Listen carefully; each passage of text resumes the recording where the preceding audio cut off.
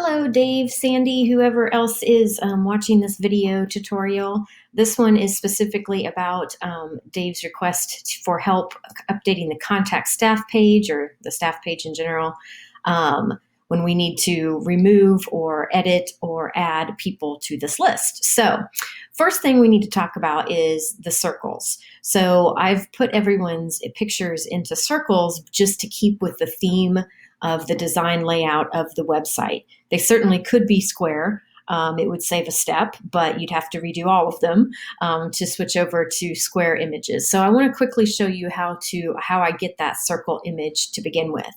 So I use this site. It's called Online Image Editor. There's dashes between it. So online-image-editor.com. So I come here and I'm going to upload an image. Oh, right here. Choose an image. I'm just going to use this one of Dave that I found.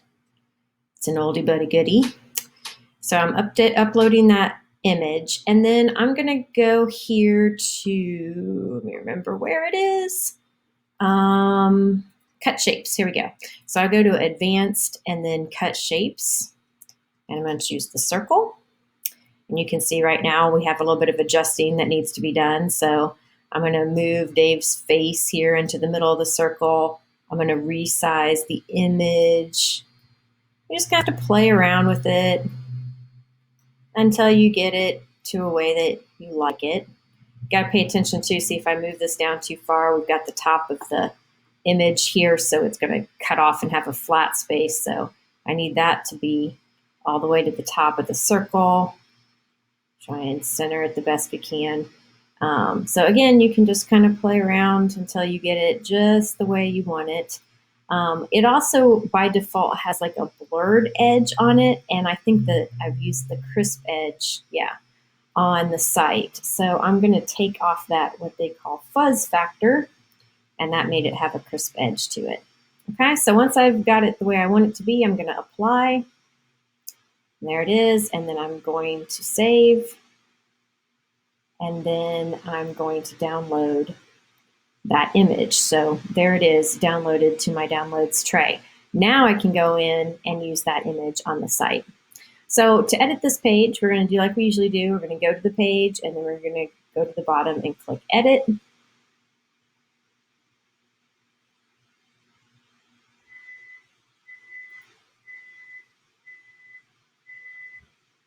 Wait for it to load on my super slow internet.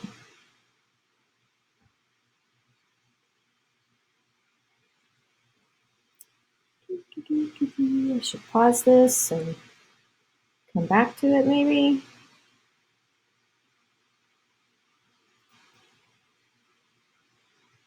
Okay, we're finally loaded up here. Okay, so when we get to this page, let's talk about the things that need to be updated. So I know that we need to remove Liz from the page. So to do that, I'm just going to click on this field, and I'm going to go to these three dots, and I'm going to remove this block that contains both her picture and her information over here. So ta-da! Now, one thing you'll notice is that I've added spaces in here. You can't really see them until you click on them, or if you know that they're there. Obviously, we're not going to need two spacers in between here, so I'm going to remove one of those as well.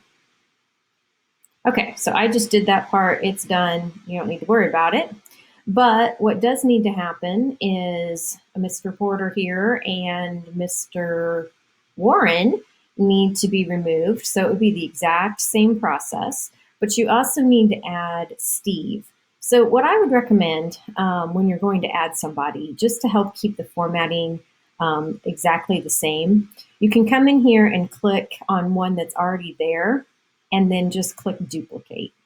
Once you've duplicated it, you can change the information in it, okay? That's if you need to add somebody. Since we're both replacing, or we're taking off and adding, you could just come in here and start editing.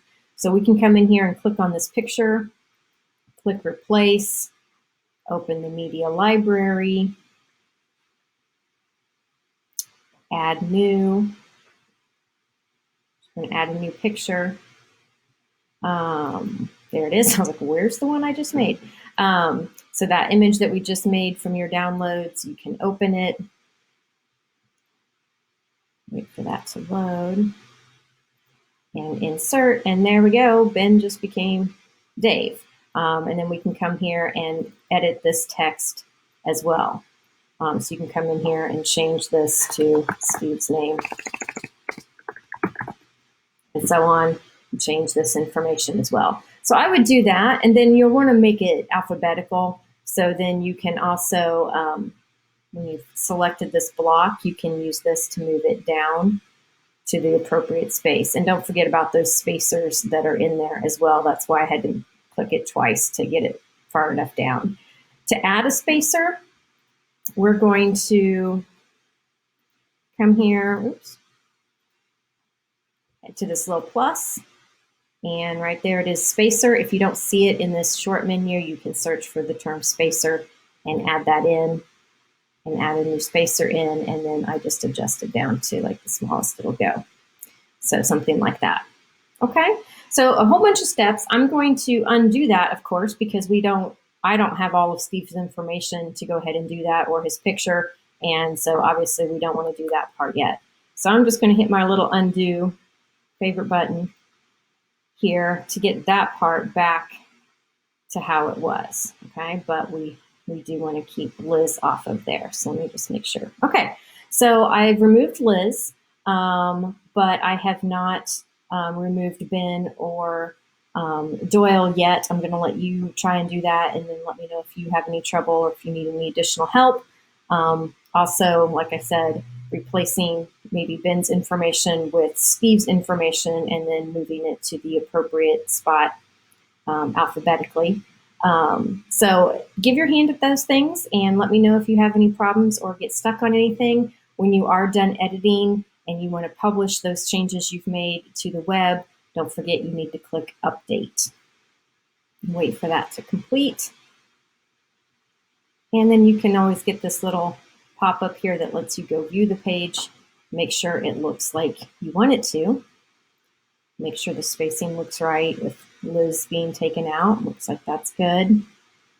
And so on and so forth. I'm not sure why that's sticking out there. We'll have to check on that.